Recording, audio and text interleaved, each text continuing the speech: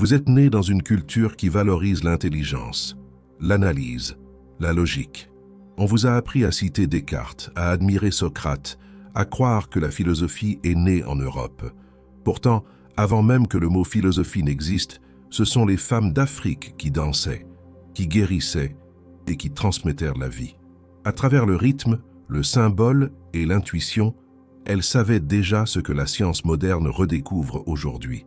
L'histoire que l'on vous a racontée est incomplète, volontairement amputée de ses racines les plus profondes.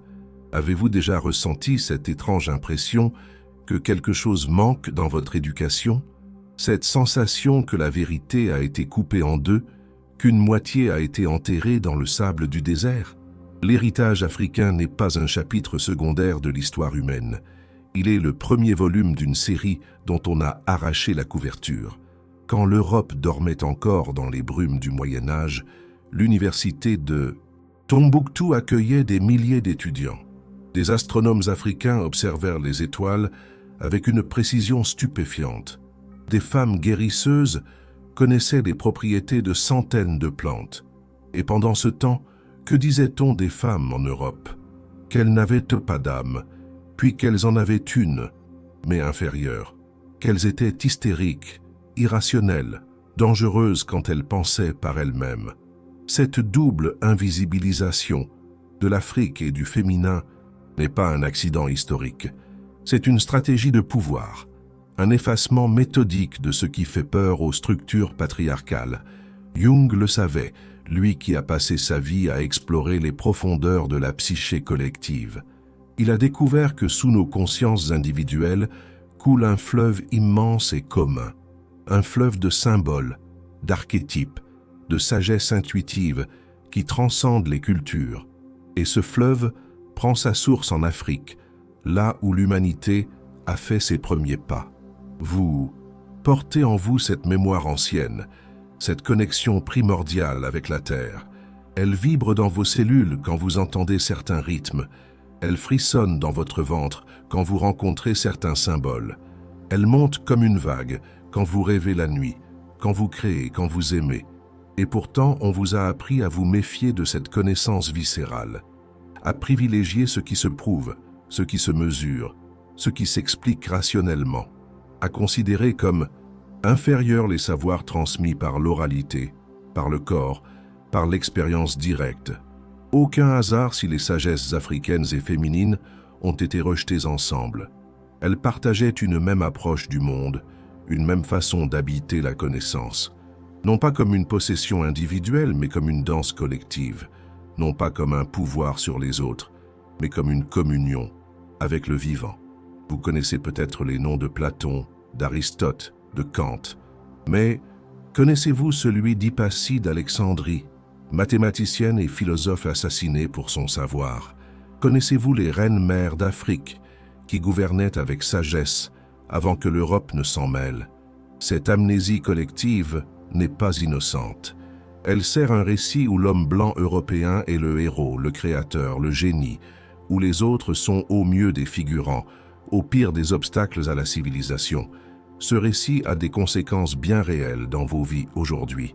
Il justifie les inégalités contemporaines.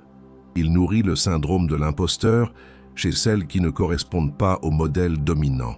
Il impose une vision unique de l'intelligence, de la réussite, de la connaissance. Mais sous cette histoire officielle, une autre mémoire persiste. Une mémoire qui coule dans votre sang, qui vibre dans vos os. Une mémoire qui attend patiemment son heure pour revenir à la surface. Jung appelait cette mémoire l'inconscient collectif.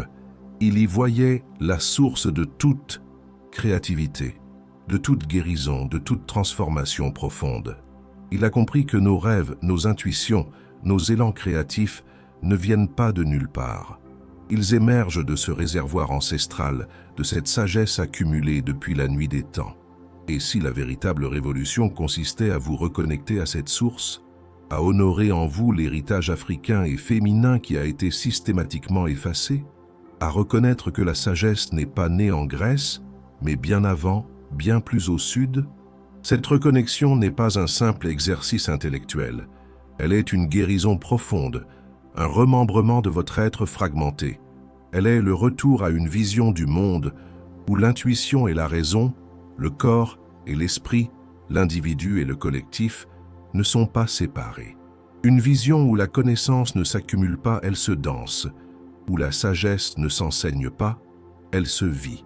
Ce que nous rejetons ne disparaît pas. Il se transforme en ombre, en fantôme qui hante nos nuits et nos décisions.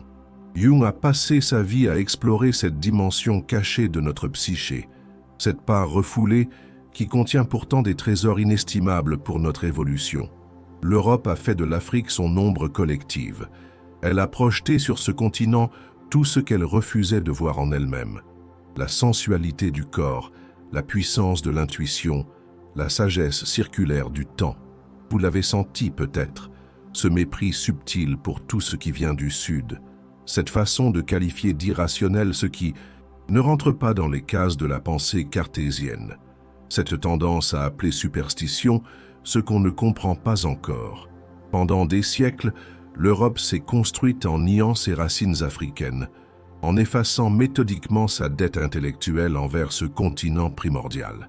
Saviez-vous que les mathématiques sont nées en Afrique, que le premier calendrier astronomique a été créé par une femme africaine, que les principes de la médecine égyptienne ont nourri la médecine grecque?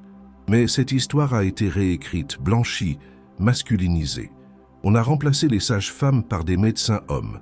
On a substitué au cercle de parole féminin les académies exclusivement masculines.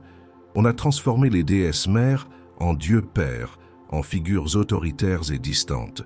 Cette double négation de l'Afrique et du féminin a créé une blessure profonde dans notre inconscient collectif. Une fracture qui nous coupe de notre pleine humanité, qui nous sépare de la moitié de nous-mêmes. Jung l'avait compris bien avant les autres.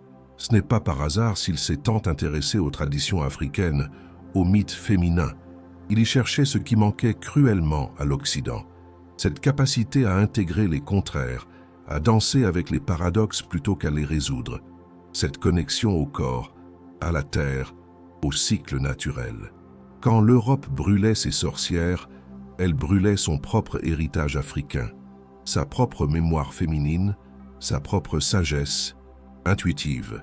Ces femmes qui connaissaient les plantes, qui accompagnaient les naissances et les morts, qui savaient lire les signes du corps, les messages des rêves, les promesses des étoiles. Cette persécution n'était pas un accident de l'histoire. Elle était nécessaire à l'établissement d'un ordre nouveau, un ordre où la connaissance devenait une propriété privée, réservée à ceux qui pouvaient payer pour l'acquérir, qui parlaient le bon langage, qui portaient les bons habits. Pouvez-vous imaginer ce que nous avons perdu collectivement dans ce processus?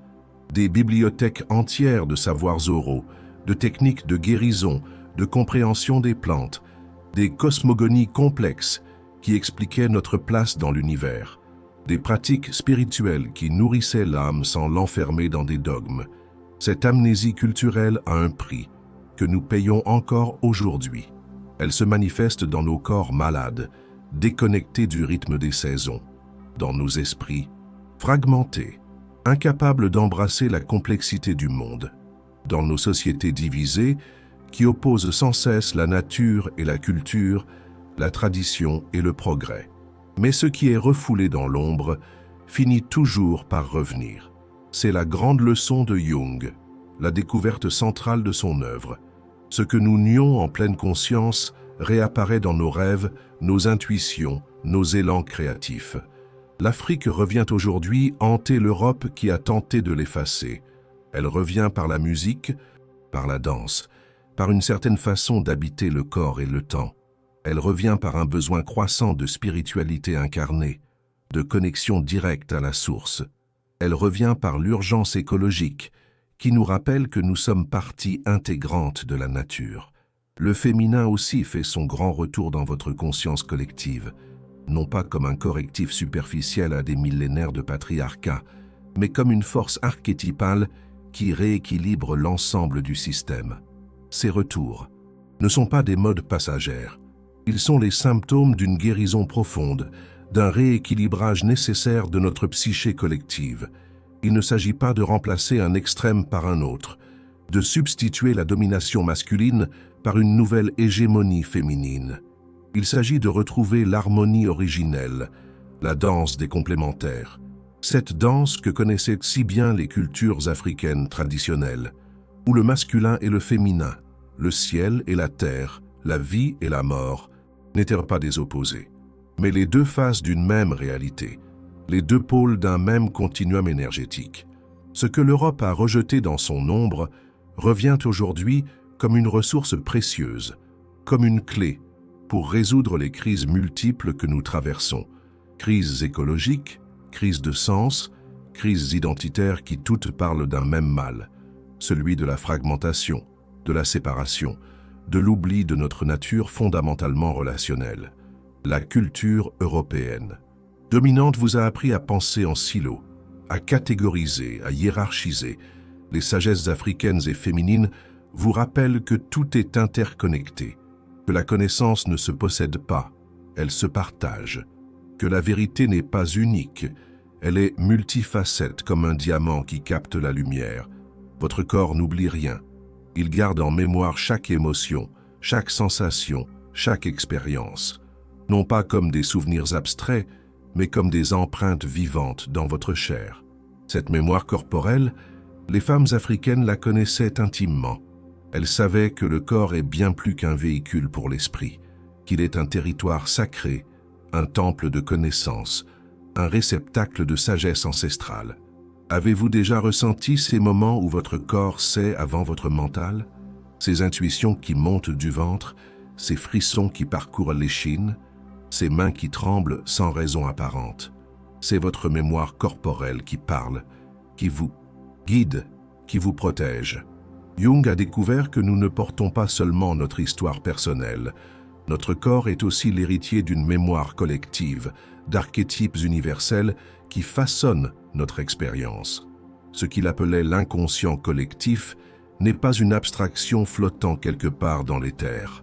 Il est ancré dans votre corps, dans vos réactions instinctives, dans votre façon même de percevoir le monde. Les femmes africaines traditionnelles honoraient cette sagesse du corps. Elles dansaient non pas pour se divertir, mais pour harmoniser leurs énergies avec celles de la terre. Elles chantaient non pas pour se faire entendre, mais pour faire vibrer les cellules mêmes de leur être. Elles enfantaient non pas comme un acte médical, mais comme une initiation sacrée, un passage entre les mondes. La colonisation et l'évangélisation forcée ont tenté d'effacer cette connaissance corporelle. On a appris aux femmes à avoir honte de leur corps, à se méfier de leurs sensations, à taire leurs intuitions. On a remplacé les savoirs intuitifs par des dogmes rigides, les connexions corporelles par des règles abstraites. Mais cette mémoire n'a pas disparu pour autant. Elle s'est mise en veille. Elle s'est cachée dans les recoins de votre ADN. Elle attend patiemment le moment propice pour se réveiller, pour vous rappeler qui vous êtes vraiment. Sentez-vous parfois cette étrange nostalgie d'un temps que vous n'avez pourtant jamais connu? Cette attraction, inexplicable pour certains rythmes, certains paysages, certaines pratiques ancestrales? C'est votre corps qui se souvient, qui reconnaît ce qui nourrit véritablement votre être. Jung a passé des années à étudier les symboles et les rituels des sociétés traditionnelles. Il y a découvert que certains motifs reviennent sans cesse, traversant les époques et les continents. Ces motifs, il les a appelés archétypes, ces formes primordiales qui structurent notre expérience humaine. La grande-mère, la sage, la guerrière, la guérisseuse vivent en chacune de vous. Ces archétypes ne sont pas de simples idées, mais des forces vives qui circulent dans votre sang, qui informent vos rêves, qui colorent vos relations, qui orientent vos choix de vie. Les cultures africaines matrilinéaires honoraient particulièrement ces archétypes féminins. Les femmes y étaient respectées comme les gardiennes de la vie, les protectrices de la communauté, les détentrices d'un savoir initiatique transmis de mère en fille depuis la nuit des temps. Cette sagesse incarnée se manifestait dans leur façon de cultiver la terre, de préparer les aliments, de soigner les malades, d'éduquer les enfants, d'honorer les ancêtres, de célébrer les cycles de la vie, de traverser les épreuves. Votre corps porte cette mémoire millénaire dans chacune de ses cellules, dans la façon dont vos hanches bougent, dont votre voix résonne, dont vos mains créent, dans la manière dont vous respirez, dont vous aimez, dont vous traversez la douleur et la joie. Mais on vous a appris à ignorer ces signaux corporels, à les considérer comme des distractions, à valoriser uniquement la pensée rationnelle, l'analyse froide, la distance critique, à séparer artificiellement l'esprit et la matière, la raison et l'intuition, la connaissance et la sensation.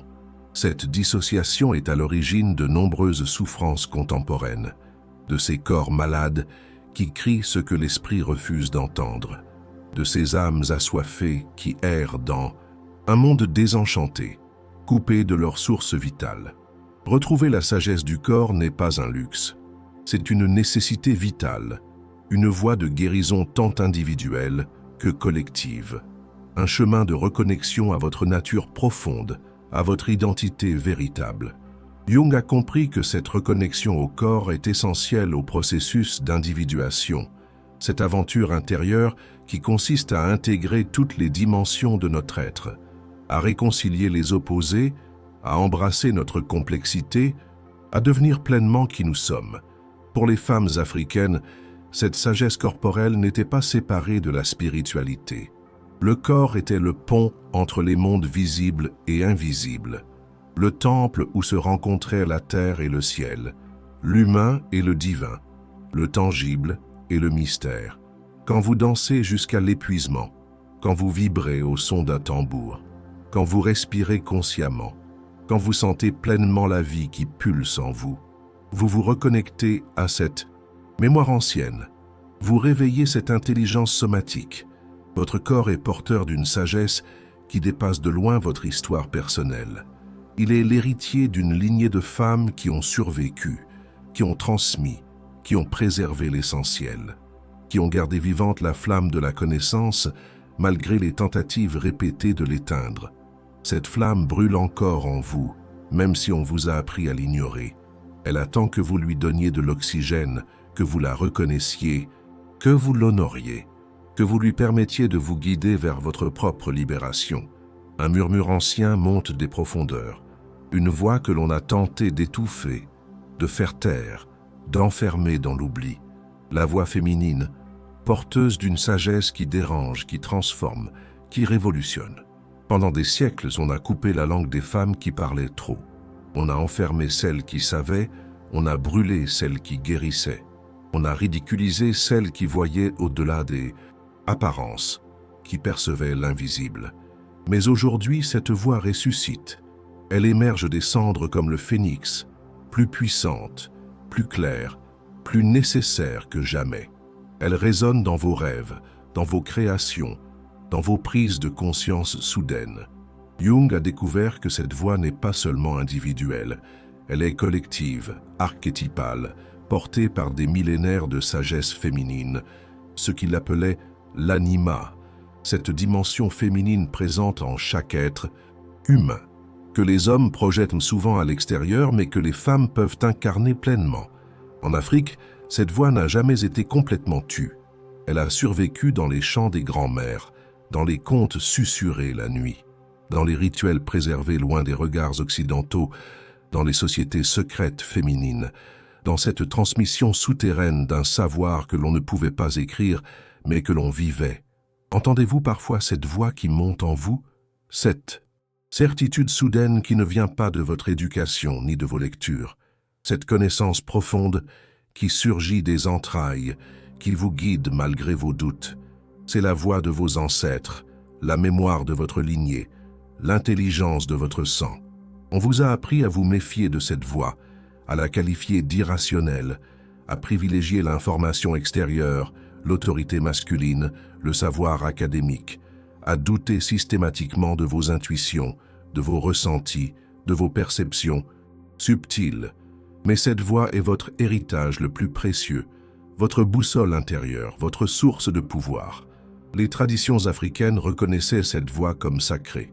Les oracles, souvent des femmes, étaient à consulter pour les décisions importantes. Les chamanes féminines servaient d'intermédiaire entre les mondes visibles et invisibles. Les accoucheuses connaissaient les mystères de la vie et de la mort, du passage et de la transformation. Cette voix ne parle pas seulement par les mots. Elle s'exprime par les rêves, par les synchronicités, par les signes du corps, par ces coïncidences significatives qui jalonnent votre chemin, qui vous indiquent la direction à suivre. Jung était fasciné par cette dimension intuitive de la psyché humaine.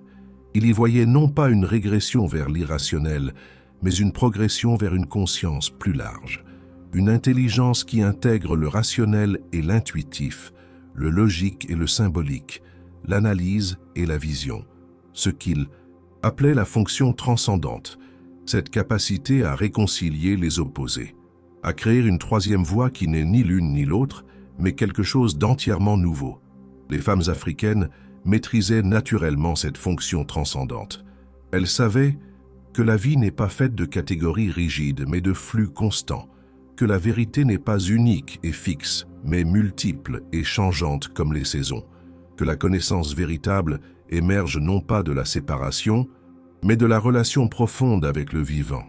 Réapprendre à écouter cette voix intérieure est un acte révolutionnaire, un geste de résistance contre des siècles de conditionnement, de mise sous silence, une reconnexion à votre pouvoir originel, à votre autorité naturelle, à votre dignité innée. Cette résurrection n'est pas un retour en arrière. Elle est une évolution vers une conscience plus intégrative, plus holistique, plus adaptée aux défis de notre temps. Une conscience qui puise dans l'ancien pour créer du nouveau, qui s'enracine pour mieux s'élever. Quand vous écoutez cette voix, vous ne le faites pas seulement pour vous-même, vous le faites pour toutes les femmes qui ont été réduites au silence avant vous, pour toutes celles qui viendront après, qui auront besoin de guides, de modèles, de pionnières. Jung comprenait que cette résurrection du féminin sacré est essentielle à notre survie collective, que sans cette sagesse intuitive, relationnelle, cyclique, nous courons à notre perte. Que le modèle dominant, avec sa logique linéaire et sa volonté de contrôle, a atteint ses limites. Les défis contemporains ne peuvent pas être résolus avec la même conscience qui les a créés. Ils appellent une intelligence plus vaste, plus nuancée, plus inclusive. Une intelligence que les femmes africaines ont cultivée et préservée contre vents et marées. Cette voix qui ressuscite n'est pas là pour dominer l'autre. Elle est là pour rétablir l'équilibre, pour guérir la fracture, pour réconcilier ce qui a été séparé, pour nous rappeler que nous sommes tous, hommes et femmes, porteurs de cette double nature. L'intuition n'est pas un mode de connaissance inférieur à la raison. Elle est une forme d'intelligence plus rapide, plus intégrative, plus adaptée à la complexité. Elle capte des patterns, des connexions, des potentialités que l'analyse rationnelle peut mettre des années à confirmer. Les sociétés matrilinéaires d'Afrique ne séparaient pas ces modes de connaissance. Elles savaient que la pensée analytique et l'intuition sont comme les deux ailes d'un même oiseau, que l'une sans l'autre ne peut que tourner en rond, incapable de prendre son envol. Aujourd'hui, cette voix féminine ancestrale ressuscite dans vos rêves, dans ces visions qui vous visitent la nuit, ces images puissantes qui vous poursuivent, ces scénarios qui se répètent, vous invitant à déchiffrer leurs messages, à intégrer leurs enseignements. Le pouvoir le plus profond ne fait pas de bruit. Il ne s'impose pas, il irradie. Il ne conquiert pas, il transforme. C'est la force silencieuse du féminin, cette présence qui change tout sans rien bousculer. Les sociétés patriarcales vous ont appris que le pouvoir est synonyme de domination, de contrôle sur les autres, de voix qui s'élèvent plus fort, de poings qui frappent la table.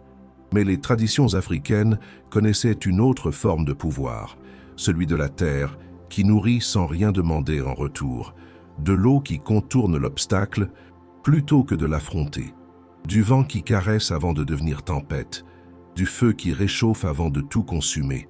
Ce pouvoir féminin n'a pas besoin de mots pour s'exercer. Il agit par la simple présence, par l'écoute profonde, par l'attention soutenue, par cette façon d'être pleinement là, ancré dans l'instant, témoin de ce qui est. Avez-vous déjà ressenti cette qualité de présence chez certaines femmes, cette façon d'habiter l'espace qui apaise, qui recentre, qui rappelle l'essentiel? Cette capacité à vous voir vraiment, à vous entendre au-delà des mots, à vous accueillir sans jugement. Jung a découvert ce pouvoir dans sa pratique clinique.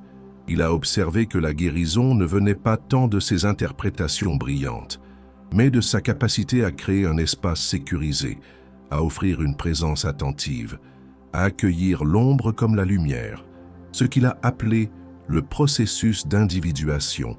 Ce chemin vers la plénitude de l'être ne dépend pas de techniques sophistiquées, d'analyses complexes, de théories abstraites, mais de cette qualité d'attention, de cette présence à ce qui est, de cette acceptation profonde de notre nature. Les femmes africaines pratiquaient naturellement cette forme d'accompagnement. Elles savaient que la vie est un processus qui ne peut être forcé, seulement soutenu, que chaque être porte en lui les semences de son devenir, qui n'attendent que le bon terreau pour germer. Quand une femme enfantait, elle était entourée d'autres femmes qui tenaient l'espace, qui offraient leur présence silencieuse, leur force tranquille, leur soutien inconditionnel, qui savaient que ce passage ne pouvait être traversé par la volonté, seulement par l'abandon à ce qui est. Cette force silencieuse est votre héritage le plus précieux. Cette capacité à être pleinement présente, à incarner l'instant, à habiter votre corps et votre vie, à créer des espaces où d'autres peuvent se sentir en sécurité, vus, entendus, accueillis. La modernité vous a fait croire que cette qualité de présence est passive, qu'elle est moins valorisée que l'action, la production, la performance, qu'elle est un luxe que vous ne pouvez vous offrir dans ce monde qui va trop vite. Pourtant, c'est cette présence qui manque cruellement à nos sociétés occidentales, cette capacité à s'arrêter, à écouter profondément, à ressentir pleinement, à accompagner les processus naturels plutôt qu'à les forcer, les accélérer, les contrôler. Les femmes africaines ne séparaient pas l'être et le faire. Elles cultivaient cette présence au cœur même de l'action, de la vie quotidienne, dans leur façon de préparer les repas, de tisser les étoffes, d'éduquer les enfants, de soigner les malades. Cette intégration de l'être et du faire créait une qualité d'action différente, plus fluide, plus organique, plus alignée avec les rythmes naturels, plus respectueuse des besoins de chacun, de la communauté, de la terre elle-même. Jung a observé que cette qualité de présence est transformatrice, qu'elle active des processus d'auto-guérison, de croissance, d'évolution, qu'elle permet l'émergence de ce qui cherche à naître, tant chez l'individu que dans le collectif. C'est un pouvoir subtil, qui ne s'impose pas mais qui invite, qui ne force pas mais qui permet, qui ne contrôle pas mais qui libère, qui ne juge pas mais qui discerne, avec cette clarté qui vient du cœur. Les sociétés matrilinéaires d'Afrique reconnaissaient ce pouvoir. Les femmes y détenaient une autorité, morale, spirituelle, relationnelle, non pas en mimant les modes masculins de pouvoir, mais en incarnant pleinement cette force féminine. Aujourd'hui, ce modèle alternatif de leadership émerge à nouveau. Il apparaît dans les entreprises conscientes, les communautés résilientes, les mouvements de transition.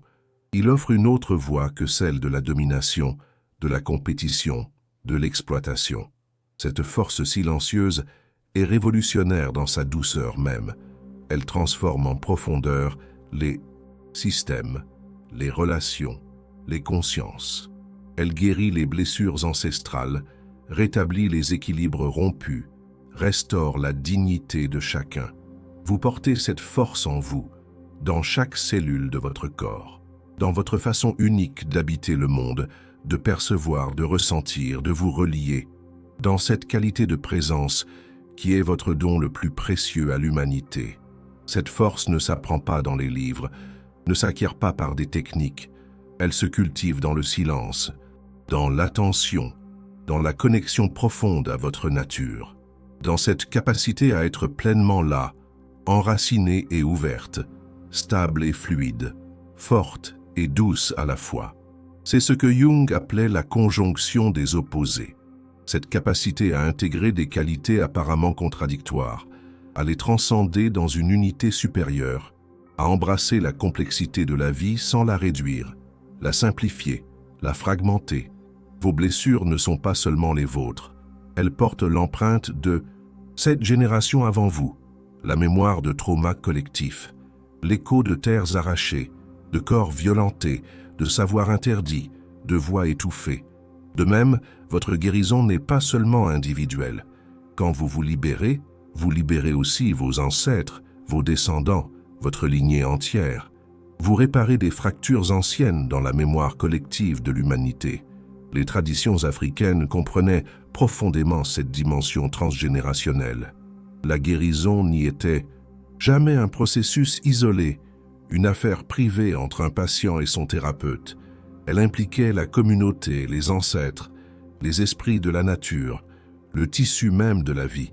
Jung a redécouvert cette vérité à travers son concept d'inconscient collectif, cette dimension partagée de notre psyché qui transcende nos histoires personnelles, qui nous relie à des motifs universels, à des mémoires ancestrales, à des sagesses oubliées. Avez-vous remarqué que certaines de vos peurs les plus profondes semblent venues d'ailleurs, qu'elles résonnent d'un écho plus ancien que votre propre histoire, qu'elles vous connectent à des souffrances qui dépassent votre expérience individuelle? Ce sont les mémoires traumatiques de vos ancêtres qui parlent à travers vous. Ces femmes qui ont dû cacher leur savoir pour survivre, qui ont dû taire leur pouvoir pour protéger leurs enfants, qui ont dû abandonner leurs pratiques spirituelles, leur langue maternelle, leur nom véritable.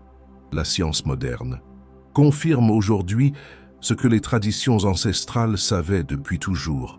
Les traumatismes laissent des traces épigénétiques, des empreintes qui modifient l'expression de nos gènes, des mémoires cellulaires qui se transmettent de génération en génération.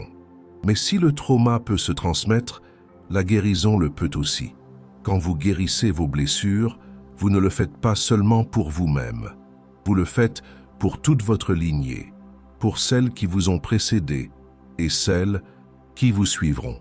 Les femmes africaines pratiquaient cette guérison collective à travers des rituels communautaires, des cérémonies qui reconnaissaient les blessures, qui honoraient la souffrance, qui transformaient le poison en médecine, qui réintégraient l'individu dans le tissu social, qui restauraient les liens rompus, qui réconciliaient les opposés. Cette approche holistique manque cruellement à nos thérapies occidentales modernes, trop souvent centrées sur l'individu isolé, déconnecté de son contexte, de son histoire, de sa communauté, traitant les symptômes plutôt que les causes profondes, les manifestations plutôt que les racines. Jung a cherché à réintroduire cette dimension collective dans la psychothérapie occidentale, à reconnaître que nos rêves, nos symptômes, nos crises existentielles ne sont pas seulement personnels, qu'ils parlent aussi au nom du collectif, qu'ils portent des messages pour l'humanité tout entière. Quand vous rêvez, vous ne rêvez pas seulement pour vous-même, vous rêvez aussi pour votre communauté, pour votre culture, pour votre époque. Vous captez des signaux qui concernent notre devenir collectif, notre évolution commune. Les chamanes africaines savaient interpréter ces rêves collectifs. Elles y voyaient des indications pour la communauté, des avertissements, des orientations, des messages des ancêtres, des esprits de la nature, des dimensions invisibles de la réalité. Cette intelligence intuitive, cette capacité à percevoir les patterns émergents, à sentir les courants souterrains qui façonnent notre réalité, à déchiffrer les signes des temps, est un don précieux dont l'humanité a désespérément besoin aujourd'hui, face aux crises écologiques, sociales, spirituelles que nous traversons. Nous avons besoin de cette vision holistique, de cette compréhension des interconnexions, de cette capacité à percevoir l'invisible, à honorer le mystère, à embrasser la complexité. Les femmes africaines ont préservé cette sagesse malgré les tentatives d'éradication. Elles l'ont transmise dans les chants, les contes, les rituels, les pratiques quotidiennes. Elles l'ont cachée aux yeux des colonisateurs, l'ont codée dans des symboles, l'ont intégrée dans la vie ordinaire. Cette sagesse ressurgit aujourd'hui comme une source vitale pour notre temps. Elle nous rappelle que la guérison véritable n'est pas seulement personnelle, mais collective. qu'elle implique de restaurer nos relations avec la terre, avec nos ancêtres, avec le tissu de la vie. Quand vous honorez vos rêves, quand vous écoutez vos intuitions, quand vous suivez vos élans créatifs, vous ne le faites pas seulement pour votre croissance personnelle, pour votre bien-être individuel. Vous contribuez à la guérison collective, à l'évolution de la conscience, à la transformation du monde. C'est ce que Jung appelait le processus d'individuation collective. Cette évolution synchronisée des consciences individuelles et de la psyché culturelle. Ce mouvement spiralé qui nous mène vers une intégration plus profonde, une complexité plus haute. Les rituels africains de guérison collective créaient des espaces sacrés pour cette transformation. Des containers où les blessures pouvaient être vues, nommées, honorées, transcendées. Où la communauté pouvait métaboliser ensemble ses traumatismes, ses pertes, ses transitions. Aujourd'hui, ces espaces de guérison collective renaissent sous de nouvelles formes. Des cercles de femmes, des communautés intentionnelles, des mouvements de justice restaurative. Des pratiques qui reconnaissent que nous guérissons mieux ensemble, que nous évoluons en relation.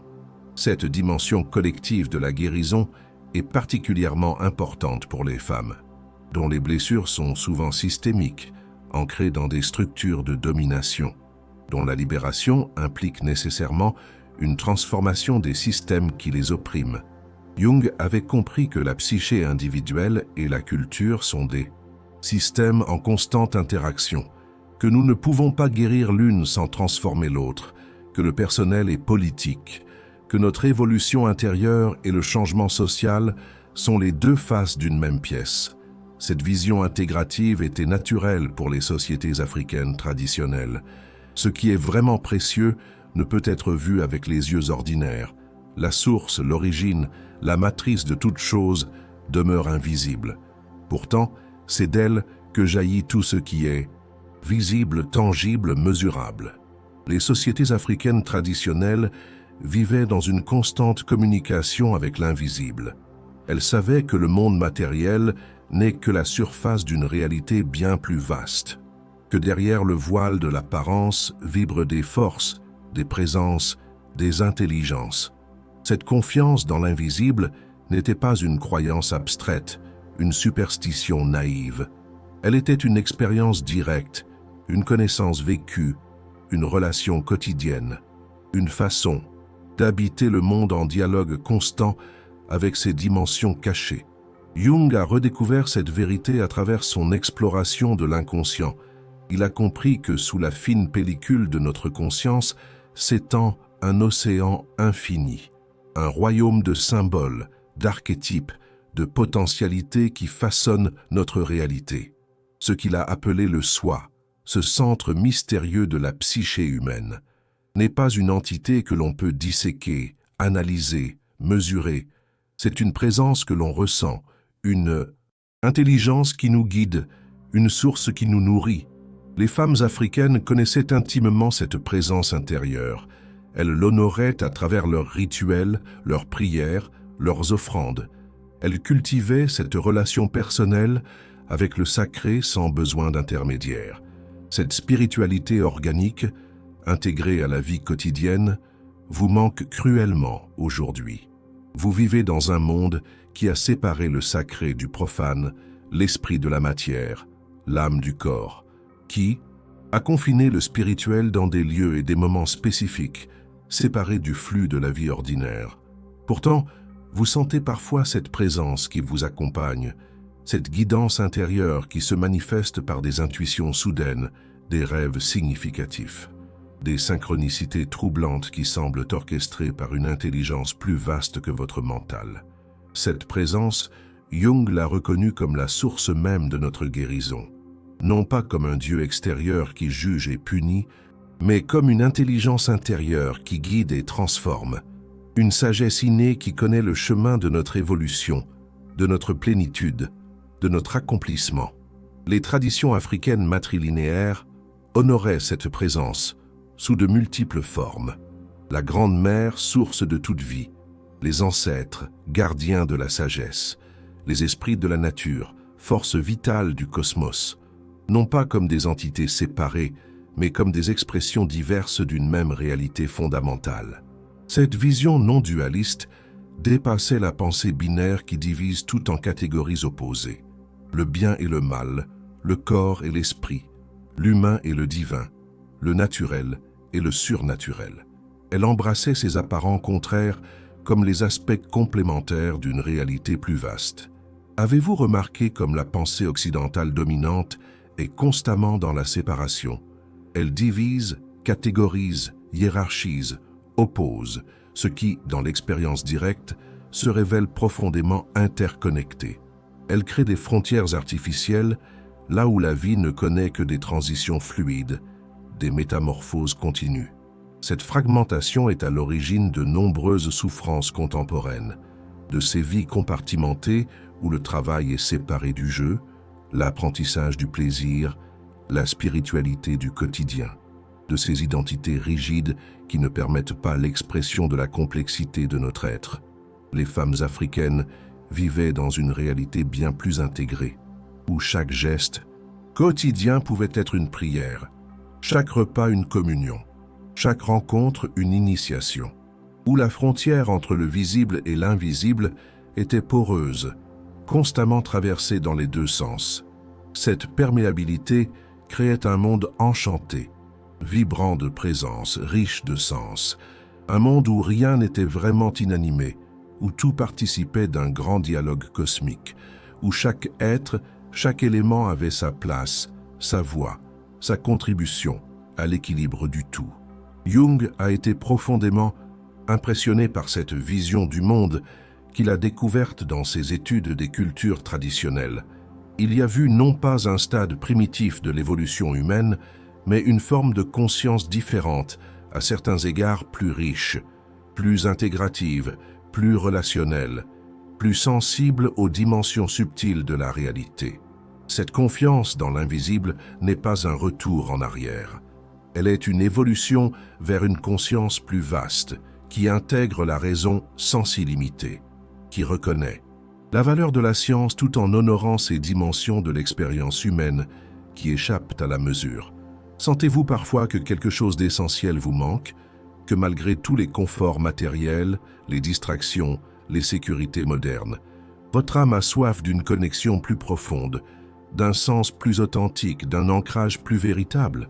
C'est cette dimension spirituelle incarnée, cette relation vivante avec l'invisible, cette confiance dans une intelligence plus vaste que votre mental, plus ancienne que votre histoire personnelle, plus sage que vos peurs, plus aimante que vos jugements, plus vraie que vos doutes.